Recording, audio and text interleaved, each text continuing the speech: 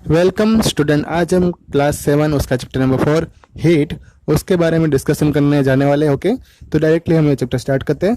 पहली स्लाइड में उसमें आ रहा है heat is a form of energy flowing from one body of matter to another spontaneously due to the temperature difference. तो यहाँ पे हीट जो है एक टाइप की एनर्जी है जो एक बॉडी में से दूसरी बॉडी में जब फ्लो करती है, और उसमें इसलिए फ्लो करती है क्योंकि उसमें टेम्परेचर का डिफरेंस होता है। मतलब कहीं पे टेम्परेचर कम होता है तो कहीं पे टेम्परेचर ज़्यादा होता है, इसलिए जो है वो एनर्जी फ्लो होती है। Characteristics of heat is always a transfer from body of higher temperature of to the body of lower temperature, और heat flowing spontaneously from a hotter body to cooler body। मतलब कि heat जो है वो हमेशा energy जो है उसमें ट्रांसफर होती है, जिसमें टेम्परेचर जो हाई होता है वहाँ से लो टेम्परेचर की ओर ट्रांसफर होती है, और हॉटर बॉडी से कूलर बॉडी की ओर ट्रांसफर होती है। यहाँ पे उसका डायग्राम भी बताया हुआ है। नेक्स्ट स्लाइड में आ रहा है हॉट एंड कोल्ड। तो in our daily life we come across number of object, some of them are hot and some of them are cold. जैसे कि यहाँ पे एग्जांपल दिया है, tea is hot and ice is cold. तो हम अपनी डेली जो रोज बरोज की जिंदगी है उसमें बहुत सारे ऑब्जेक्ट के कांटेक्ट में आते हैं। कोई ऑब्जेक्ट जो होता है उसमें गर्म होता है तो कोई ऑब्जेक्ट उसमें ठंडा होता है। Some of objects are hotter than others and some are colder than others. We often decide which object is hotter than other by touching the object. तो हमें डिसाइड कैसे करें कि कौन सा ऑब्जेक्ट जो है गर्म होगा या कौन सा ऑब्जेक्ट ठंडा होगा। तो हम उसको टच करके पता लगा सकते हैं कि कौन सा ऑब्जेक्ट गर्म होगा या कौन सा ऑब्जेक्ट ठंडा होगा। We can not always rely on the our sense of touch or to how to decide hot or how cold an object is। तो टच के बिना हम डिसाइड कर सकते नहीं है। तो hotness of the object is measured by temperature. तो किसी भी ऑब्जेक्ट का हॉटनेस पार्ट जो है वो टेम्परेचर से मेजर कर सकते हैं। When we add heat to the body, motion of the its particle increase, and when we remove the heat from the body, motion of the particle decrease। मतलब कि किसी भी चीज़ को हम गर्म करते हैं तो उसके जो मोलिक्यूल है तो उसके जो पार्टिकल है वो वाइब्रेट्स, उसमें से वो उसकी मोमेंट जो है मोशन है वो शुरू हो जाती है। और जैसे हम उसको मतलब फिर से उसे टेम्परेचर कम कर देंगे तो उसकी जो मोशन है वो मूवमेंट है वो कम हो जाएगी। जैसे कि हम पानी को गर्म करते हैं, राइट, या दूध को गर्म करते हैं तो पता है ना कैसे उबल के बाहर निकलता है। तो वैसे ही यहाँ पे पार्टिकल की मोशन जो है हम अपनी डेली लाइफ में देख सकते हैं। इस स्लाइड में टेम्परेचर की डेफिनेशन दी हुई है। Temperature is the measure of hot degree of hotness और कोल्डनेस ऑफ एन ऑब्जेक्ट। इस तरह से हम कह सकते हैं टेम्परेचर जो बताता है एक टाइप का जो कोई भी ऑब्जेक्ट कितना हॉटनेस वाला है या कोल्डनेस वाला है, और उसका एक मेजरमेंट है, उसको क्या बोलते हैं, टेम्परेचर। टेम्परेचर जो है वो हमें कितना ऑब्जेक्ट गर्म रहेगा ठंडा रहेगा वो बता देगा। नेक्स्ट स्लाइड में आ रहा है इफेक्ट ऑफ हीट। जब बॉडी को हम गर्म करते हैं तो उसमें बहुत सारे अलग अलग फिजिकल और केमिकल चेंजेस दिखाई देते हैं। तो हम पहले बात करते हैं फिजिकल चेंज की। तो उसमें चेंज इन टेम्परेचर। तो यहाँ पे किसी भी बॉडी में अगर हम हीट को सप्लाई करते हैं तो उसका टेम्परेचर बढ़ता है, अगर उसमें से हीट हम बाहर निकालते हैं तो उसका टेम्परेचर जो है कम हो जाता है। और उसकी चेंज इन द स्टेट, मतलब अगर हम किसी भी बॉडी में से अगर हीट को बाहर निकालते हैं ऐड करते हैं तो उसमें स्टेट में भी चेंजेस आते हैं।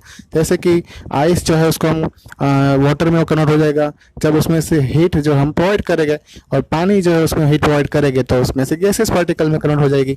तो उसके एग्जांपल भी है ये। और फिर है थर्मल एक्सपेंशन। कहीं कहीं पे जो phenomena of expansion of matter on heating is called thermal expansion. तो कहीं कहीं पे मैटर जो है एक्सपांड हो जाता है और वो उसके टेंसाइल स्ट्रेंथ बढ़ जाती है, मतलब उसका लंबाई जो है बढ़ जाती है। जैसे कि हम देखते हैं कि गर्मी की सीजन में जो है वो जो तार होते हैं वो तार की लंबाई जो है वो बढ़ जाती है। नेक्स्ट है केमिकल चेंज। तो केमिकल जब मतलब कि बॉडी को हीट करते हैं तो केमिकल चेंज तो बहुत सारे आते हैं, लेकिन अभी वो जो है अपने सिलेबस में केमिकल चेंजेस के बारे में ज़्यादा बताया हुआ नहीं है, तो आपको ये नेक्स्ट स्टैंडर्ड में देखने को मिलेगा। नेक्स्ट स्लाइड में आ रहा है measurement of temperature. Temperature is measured by a device is called thermometer. Thermometer is a measured in degree. मतलब कि यहाँ पे टेम्परेचर जो मेजर करता है उस डिवाइस का नाम क्या है, थर्मोमीटर है। वो टेम्परेचर को डिग्री में मेजर करता है। टेम्परेचर मेजर करने के लिए दो स्केल है, सेल्सियस एंड फ़ारेनहाइट। जैसे कि हम डिस्टेंस मेजर करने के लिए क्या होता है, किलोमीटर मीटर होता है ना, वैसे ही यहाँ पे टेम्परेचर को मेजर करने के लिए दो यूनिट यूज होते हैं। डिग्री सेल्सियस जो है वो is a symbol for Celsius scale, and degree Fahrenheit जो है सिंबल वो किसके लिए है, फ़ारेनहाइट स्केल के लिए। The Fahrenheit scale is most popular in United state and Celsius scale is most commonly used in Canada. तो यूनाइटेड स्टेट में जो है फ़ारेनहाइट स्केल ज़्यादा यूज होता है और कनाडा में सेल्सियस स्केल ज़्यादा यूज होता है। Thermometer thermometer is a instrument that use to measure the temperature. तो याद रखना है हमें कि थर्मोमीटर क्या है, एक टेम्परेचर डिवाइस है जो टेम्परेचर मेजर करता है। नेक्स्ट स्लाइड में आ रहा है मेजरमेंट ऑफ टेम्परेचर। उसमें there are 3 scale of measurement of temperature. यहाँ पे टेम्परेचर को मेजर करने के लिए 3 स्केल यूटिलाइज होते हैं। पहला उसमें है डिग्री सेल्सियस, दूसरा है उसमें डिग्री ऑफ फ़ारेनहाइट, तीसरा है उसमें केल्विन। तो on the Celsius scale freezing point of water is 0 degree Celsius, whereas boiling point is 100 degree Celsius. So this scale is calibrate from 0 degree Celsius to 100 degree Celsius. मतलब कि Celsius scale जो होता है उसमें water का जो freezing point है वो 0 डिग्री सेल्सियस है, और उसका जो मेल्टिंग मतलब कि फ्रीजिंग पॉइंट उसका 0 डिग्री और बॉइलिंग पॉइंट उसका 100 डिग्री।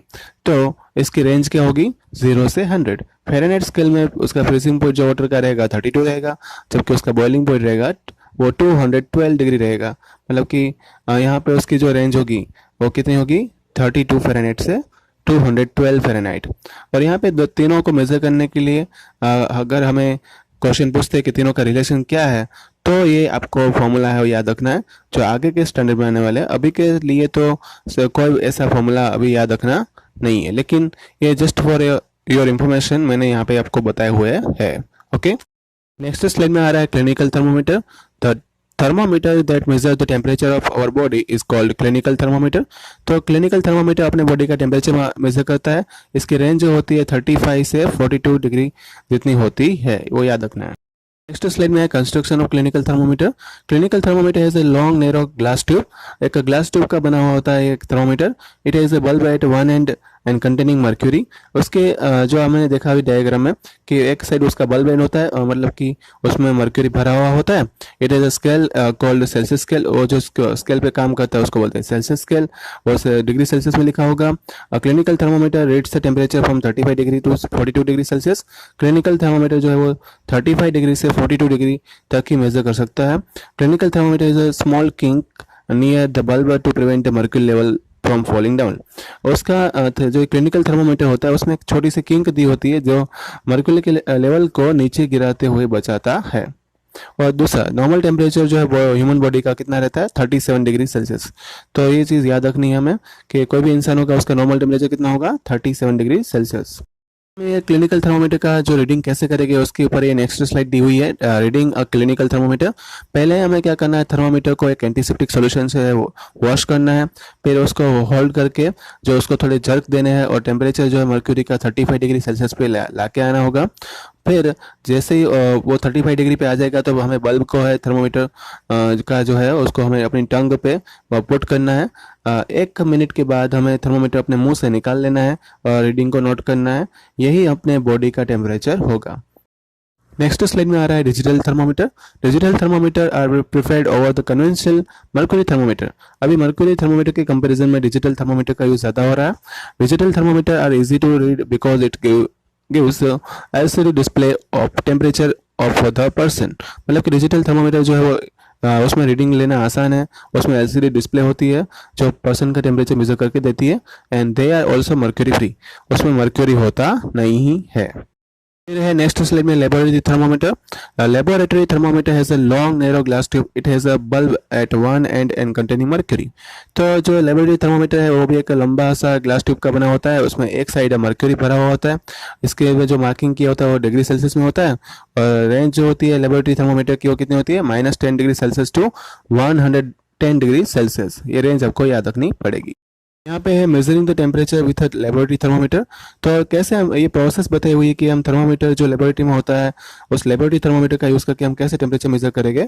ये प्रोसेस को आपको समझना है कि इसमें क्या होता है। तो पहले तो मैं एक पानी जो है एक बीकर में लेना है, उसमें थर्मोमीटर को डुबाना है और इस तरह से डुबाना है कि वो नीचे टच नहीं होना चाहिए बीकर के बॉटम साइड में। और फिर थर्मोमीटर को हाथ से पकड़ के रखना है वर्टिकली।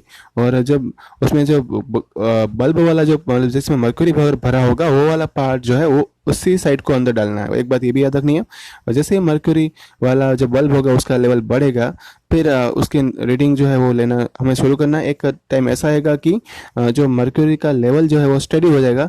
स्टडी हो जाने के बाद हमें जो रीडिंग को नोट करना है and this will be a temperature of the water. यही टेम्परेचर जो है वो पानी का टेम्परेचर होगा। नेक्स्ट स्लाइड में आ रहा है transfer of heat. Transfer of heat में हमने आगे देखा ही था कि जो हीट फ्लो होती है अपनी बॉडी में वो हायर टेम्परेचर से लोअर टेम्परेचर वाली बॉडी की ओर फ्लो होती है। दिस इज इसको क्या बोला गया था, ट्रांसफर ऑफ हीट। यहाँ पे जो हीट ट्रांसफर होने की थ्री अलग अलग जो मतलब तीन अलग अलग तरीके जो हो यहाँ पे लिखे हुए हैं। उसमें पहला है कंडक्शन, दूसरा है कन्वेक्शन और तीसरा रेडिएशन।